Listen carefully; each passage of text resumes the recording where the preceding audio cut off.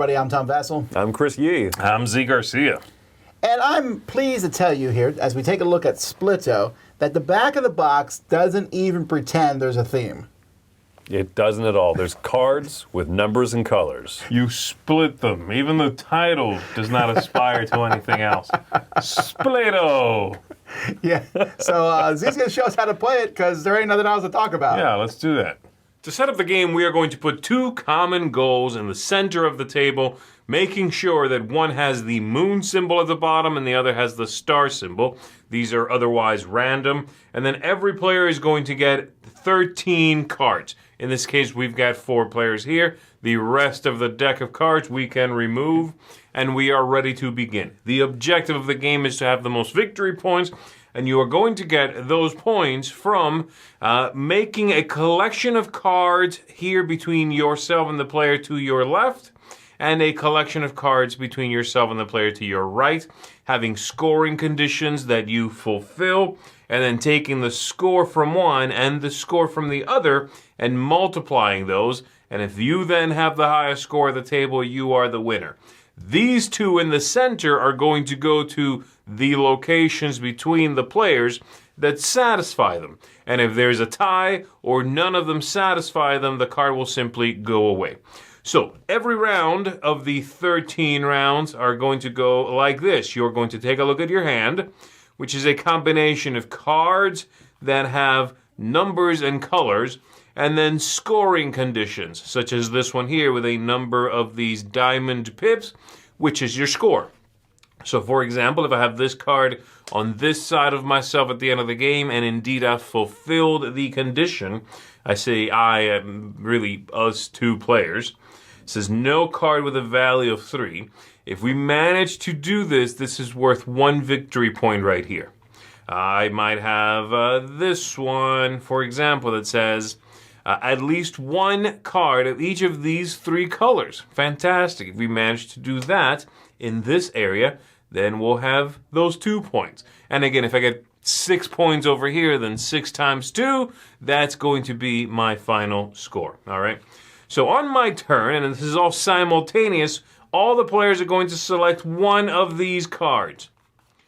And when we are all ready, we are going to simultaneously play them into either the spot to our right or the spot to our left that we share with that player. So I might again, this is all happening at the same time. I just don't have enough hands. I place one there. Perhaps this player is going to place one here, and this player maybe goes there. And maybe this player over here goes there. Okay, now we all reveal them. Okay, so in between us two here, we are trying to get exactly 3 different colors. And we want a strict majority of 4s. And over here, these players are saying exactly 2 cards with a value of 4. Okay, well, that's going to be tricky for that player. And then over here, we've got one that says exactly 6 different colors. Having done this simultaneously, we take all the cards we have left, these 12, and we pass them to the player on our left, and we do it again. So now we grab these, and perhaps now I'm thinking to myself, okay, well, I want 4s over here. I want these different colors. We're not working on anything on this side, so I want to make sure I am doing that. So maybe I'll do that over here, or, again, simultaneous. So you hold it until everyone's ready, and then you go boom, and you play it.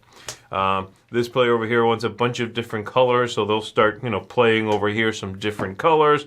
This player here checks if they have any 4s. They don't have any 4s. They want 4s over here and 4s over here, and only 3 colors, so they do need to be careful about that one.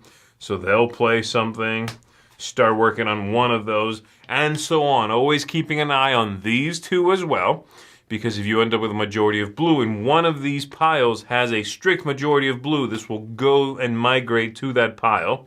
Same thing with this one here. And again, if it's a tie, it's just gone. Once we've played out all of our cards, we've done this 13 times, then we'll settle up with these scoring opportunities. Anything you make, you will, of course, score the diamonds for that. Let's say I ended up with, all of these over here, and indeed they held true, so I've got 5 over here. And over here, we bombed this one, but we got this one, let's say. So this one didn't work out. Don't score that. It's going to be 5 times 3. You multiply the pips on one side and the other. That's my final score there. So there you go. That is how the game works. Let's go ahead and go back up top.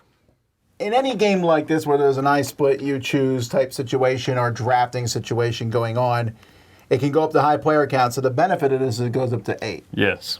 Now it says here 3 to 8, but Chris played a 2-player variant that was in the box. Yeah, it's just on a card. It doesn't even say it on the box, which I honestly kind of appreciate that. Me too. Yeah, don't put 2 if it's like going to be a weird little twist on the rules. But what did you think of it? It definitely is a twist, right? So instead of you and your opponent having like sharing areas, because that doesn't work with 2 players, Right.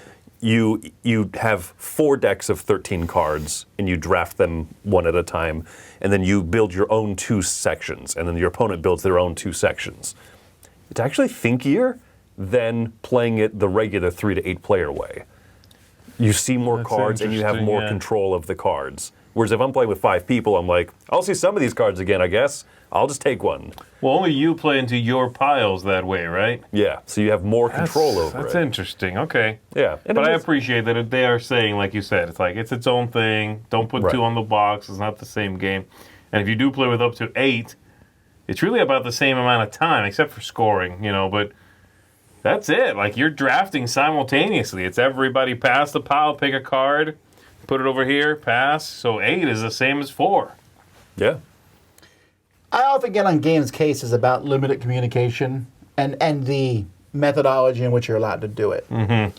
This one I actually like, though, because you can just point out and say, hey, don't forget, we can't play 5s here. You can point out a card, or hey, we haven't completed this one yet. We don't have the most of this. And that's it. And it's funny. I mean, I played a game recently where I played my first turn, I played a 5 next to me, and the other person played no 5s and we played here. And that sort of thing was... It's going to happen. It's going to happen, and I am amused by that. Or sometimes you forget about, I need the most pinks, and you're playing pinks on the other side, and you're like, wait a minute, I should be playing them over here. Yeah. But I thought that the communication worked well, almost to the point where you can also talk about other stuff while you're playing. Yeah, it's not too punishing. They're just like, don't say, I got this one.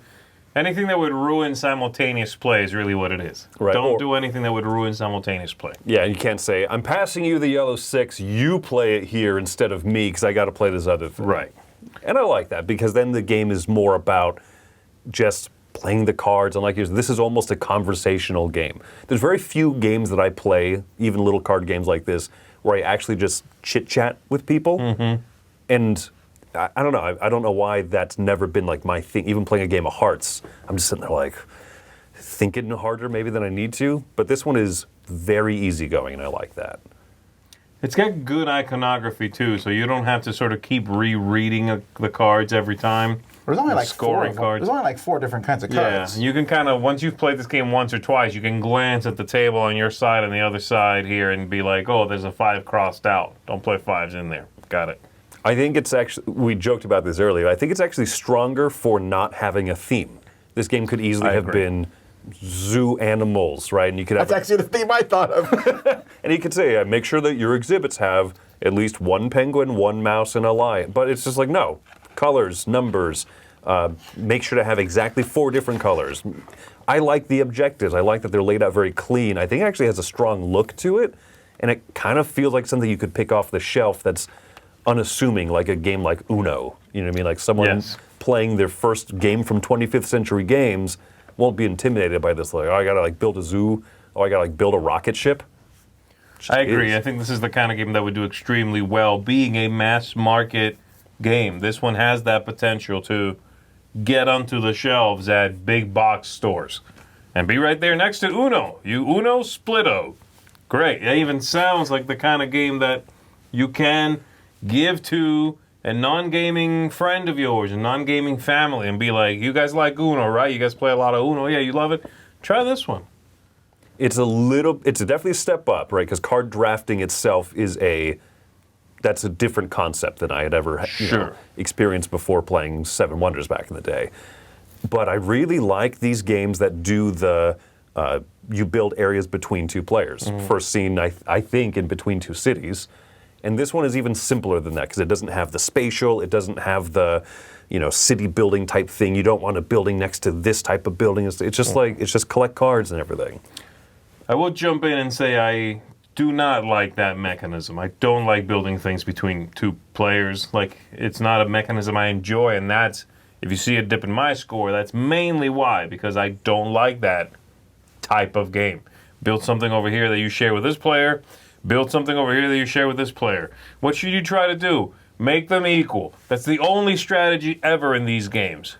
Make this pile as even as you possibly can with this pile, because if you don't, you're helping that player on that side. And again, I find that kind of flat. I will say I like that this game does one thing I've never seen another one do, and that is make two objectives public in the center. And so it messes with that math a little bit. I can't keep track of every pile. Do you have the most blues over there? Because then this goes to you. And so they obscure that a little bit for me. And I did enjoy that. I thought that that was a smart way to do that, to sort of take something that's very rigid and go, well, let's loosen it up a little bit. These are for everybody, maybe. I like that. Yeah, it also, there's you mentioned it was very accessible and everything. For me, that knocks it a little bit in the fact of it's fun, but this is also like eating a couple potato chips. It's not I'm good. I might even play it twice in a row, but then I'm like, and it'd be a while before I played it again. But I still enjoy it. Yes. It's not, there are some games like this, I'm like, let's try it again. This one, that was fun. It was enjoyable. My concern is I have a little bit of, I'm also not a huge fan of the working with other people because often the person who's sitting between the two best players wins if that pulls out. Right. It doesn't matter as much in this game because it's so light. Sure. I agree. There's also some weird scaling issues because the cards that say have the most of something, if you're playing with 8, is a much harder card to do than if you're playing with 3. Again, I don't mind that as much, but it is just something to be cautious of. My one little complaint I think I have with the rule book is each time that I've played this, people always ask, when I take my card and I select it, do I have to signal which area I'm going to? Do I keep it? And then when we reveal, you do it at the same time. And the sentence in there is not clear about it. And so the way that I interpret it is basically whatever the table wants. Like, if your table really cares, do it that way. If your table really cares, I'm not sure you should play this game. Yeah, but I had the same thought. Like, okay, we all hold our cards in the middle. Ready? Just go. No, it's true, because it's like, I'm ready. Even in the overview, I'm like, at one point, I tried to explain it as though it's like you go from the center to 1, 2, 3, go. But at one point in the overview, I'm even like, and then you grab your card and you're ready, and you wait. Like, I did that one of those psychos. I'm like, but again, that's because the rulebook's a little ambiguous on that. If you want to play it where you signal where you're playing, I want to play over here. Or you're playing there too, I'm worried about us busting a rule, so I'm going to go over here. You could do that. What would you give it? It's a minor thing. I enjoyed it. Like I said, I wasn't thrilled by it, but of these create two things around you kind of games, I like this one the best. Big group you can play with, quick, 15, 20 minutes. This is going to get a 6.5 from me. This is one I could see myself playing at one of our events very quickly. Hey, there's 6 of us. We suddenly, we just had the 6th person walk up to us, and this game we're planning on playing is no longer viable. Let's throw down Splito for 15 minutes. I like it for that reason. Yeah, I got the exact same thoughts. I'm giving it a 7.5, though. But it's the same thing, right? This is the kind of game like, oh, this would be a great game to play right now.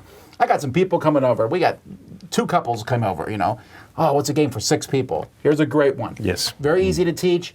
Not a lot of rules. We play it. Everyone has a good time. Pack it up. It's not one I'm going to want to play all the time. And it didn't blow my mind. It almost, after done playing, I'm like, got it. Nothing necessarily new here, but it does it in a really good way, and I would love to see this at Target, honestly. I agree. That'd be a great one for that. I agree. Absolutely. Agree with you down to the score, 7.5 for me. This is fun. I have fun playing it. I would even recommend it at times. Like you said, especially situationally, and I love having games in my arsenal for that reason. This is a good game if you have one of those quivers, like just a little card case. It's an easy one to throw in there and just have around with you.